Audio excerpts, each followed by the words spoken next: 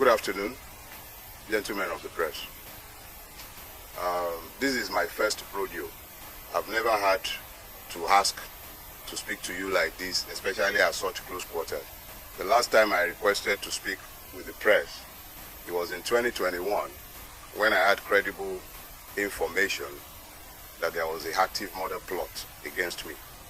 I spoke at the time only after I had submitted petitions to the Nigerian police under the leadership of Akim Odumosu as the police commissioner at the time. My petition was specifically addressed to his office. He is today of the Lagos State Park Services. At the time, I mentioned 3 names with specificity. Included amongst the 3 at the time is a traditional ruler in Lagos State. I did not go to social media to mention any names because my intention was not to scandalize, but to seek the due protection of the law. I equally copied this letter to the Director of State Security Services in Lagos State. These petitions were duly received, but neither were acted upon.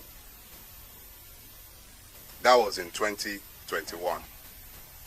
I trusted to God for my safety, and unlike many others, I refused to flee Nigeria, even in spite of the knowledge of the fact that people in very high offices were after my life. I did not go to social media. I wrote due petitions to state security services and to the Nigerian police. Duly received, names specifically mentioned, nothing was done. There were 6 persons in that meeting. I mentioned only 3 names. Now, fast forward. On the 11th of November, we received, a letter was received in my former office, my law practice, where the office had left now, inviting me to Zone 2, Onikon.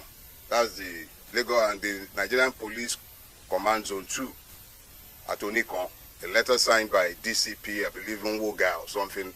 The DCP signed the letter. And they were said to be on a dispute resolution or something along the line, and my attention was required. I received that letter on Monday the 11th, right? Yes, Monday the 11th. And I was required to come on Wednesday the 13th. I had a medical appointment that morning, a very urgent one. I shelved it. I attended Zone 2. They asked me to be there by 10 o'clock. I was there. I was there by 9:45. On getting there, I was presented with a petition written by a lawyer purporting to act for no less a person than the very best friend of our president in the Nigerian branch, Mr. Tony Elumelu, alleging that I had defamed him and cyber-stalked him. I struggled to maintain my composure because I was exceedingly provoked by the frivolity of the stupid, very stupid, self-indulgent petition. But I answered it because I was asked to write a statement. And I wrote my statement, owning each and every word that he alleged that I said in defamation of him.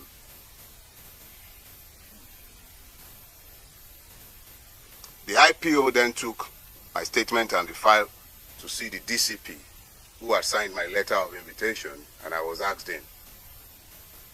I'm giving you this background because they are all germane. Yeah. The gentleman, I believe DCP Nwoga, then said I should be given bail and I should go. And whenever they needed me, they would send for me. And I felt that this was classic police harassment. So I told the gentleman, I have written a statement in response to a clear allegation. There are no ambiguities. I have not denied what he claimed that I said. But I am saying that there is absolutely no crime. There is absolutely no crime to be found in what I had said. And what did I say? Somebody asked me on Twitter. Somebody tagged me and asked a question. The person asked if I thought Mr. Tony Elumelu might, in 2027, support a person like Peter Obi to become the president of Nigeria, just as Elon Musk had done similarly in America. And I answered, how can you possibly be asking that of Tony Elumelu? Tony Elumelu is a member of the Nigerian ruining class. A veritable member, a beneficiary of the system. Why would he fight against the system? I think then I translated the Yoruba proverb, I said he's an impoverished rich man. That was the extent of everything I said. At best, you call that vulgar abuse. So I was actually quite irritated that a man has... I expect that someone like Tony Elumelu should be too busy to be nitpicking about what opinion anybody might have to say, whatever anybody might have to say about him. Least of all, someone like me, tiny me, who am I that I am of interest or that he cares about what I have to say? I'm admittedly a madman. I told all of you severally. So I didn't think I should be of interest to Tony Elumelu. So I was irritated, and I made my irritation clear. And I told the gentleman, DCP Nwuga, if you have a charge for me, keep me in your cell. Today is Wednesday. At the latest, by Monday, you should be done drafting your charges. So keep me in your cell. When it is Monday, you would have been done with filing your charge. You can then take me to court. They didn't build your cell for goats. The people in there, they are not animals. Me, I'm not taking bail. At this point, he went up to what I now later realized was the AIG's office. Long story cut short, after some back and forth, the AIG asked us to come in because Nwoga was in, we were outside. I was outside. Nwoga. Well, you pardon me, I don't know how to pronounce this, everything. So, we were outside and we were eventually asked to come in. And it was at that point that I recognized that lawyer. The lawyer who wrote the petition had been hanging around whilst my statement was being taken, whilst I was in the DCP's office. I didn't know who he was, but now he was in the AIG's office. And the AIG asked him, do you have the authority of Mr. Elumelu to write this petition? He said, yes, he did. So the AIG said, well, you would have to tell your client to write us himself under his own hand to ask for Mr. Farotimi's prosecution. I was incensed that he would be asking that. But I could also recognize the delicacy of his position. Here is the very best friend of Mr. President who just went to France with him, demanding the prosecution of an irritant like me. Who was I? But the AIG used his discretion, and me, I'm a Yoruba boy. When somebody has tried to diffuse a situation, I accepted the way he diffused the situation.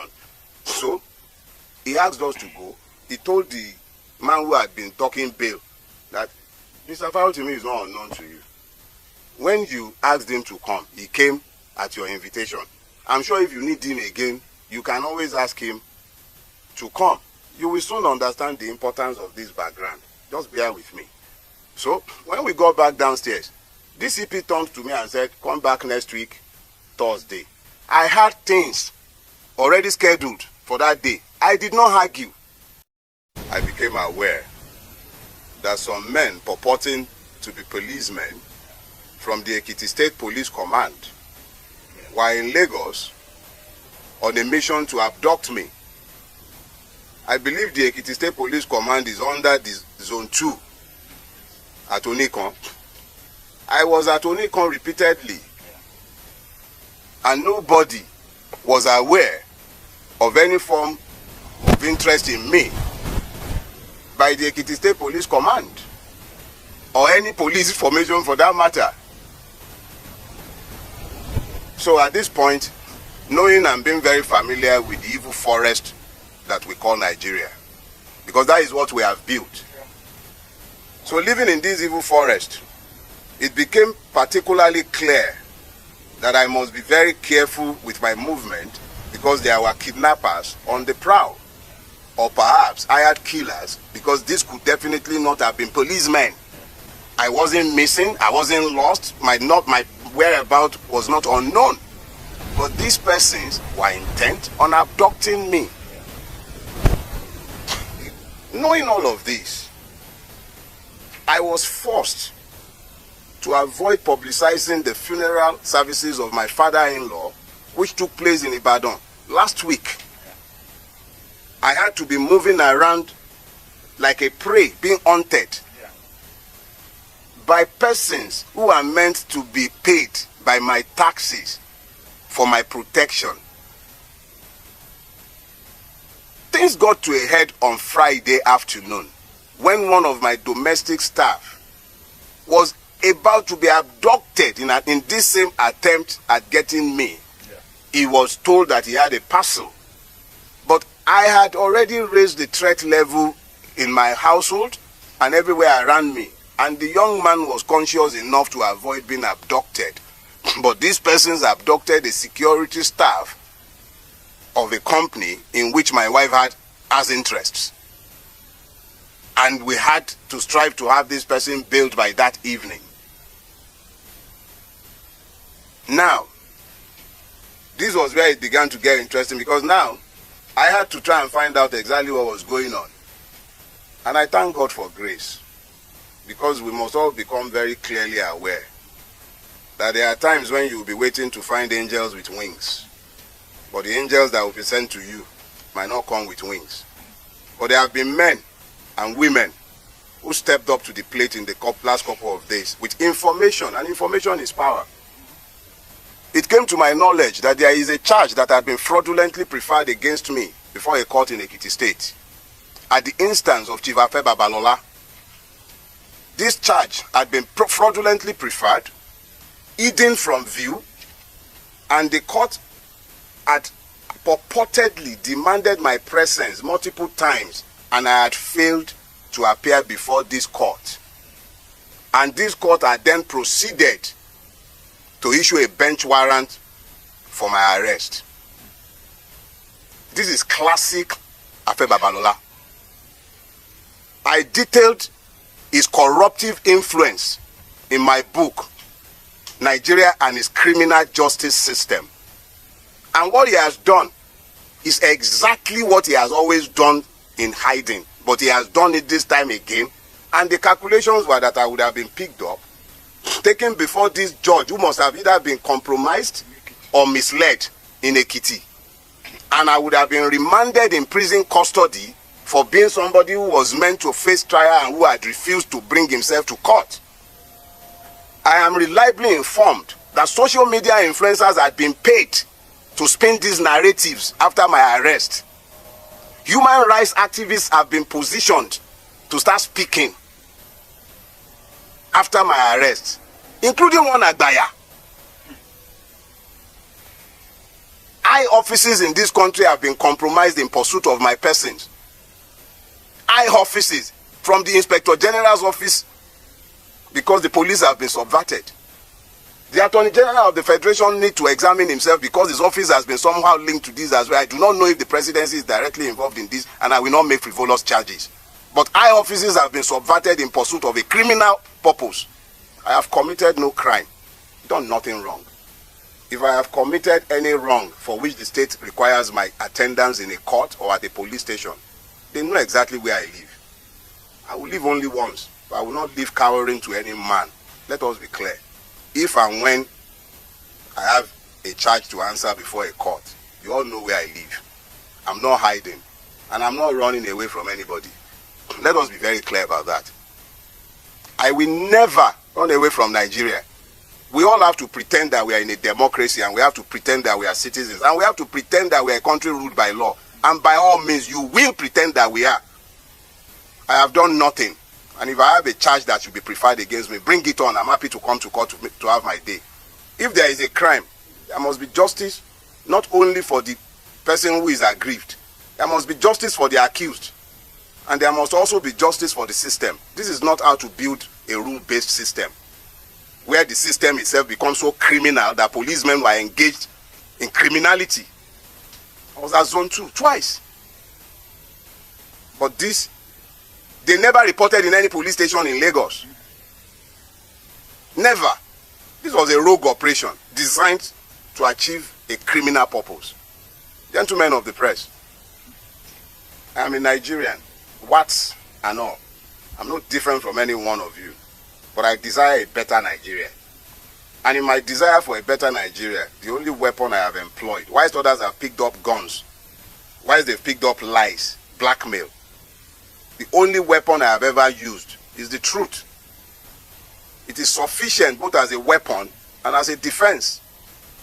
If you are not happy with anything I have said, whether it is the one that is busy complaining that I say that he's an impoverished rich man, or the one that is angry that I told the truth of his corruption of the society, or any one of them that are angry about what I have done, the only thing that binds all of us, and by which we are bound, is fidelity to the truth. If I have done anything wrong, drag me to court.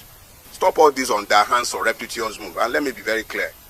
A petition is on its way to the National Judicial Commission. Let it find out exactly who this judge is. I will not dignify this fraud. I will not dignify it. I have already filed the fundamental human rights enforcement suit against all the parties, and I will submit all the necessary petitions both to the Police Service Commission and to the Judicial Service Commission. This is fraudulent and is fraud in the face of the entire nation. Thank you very much.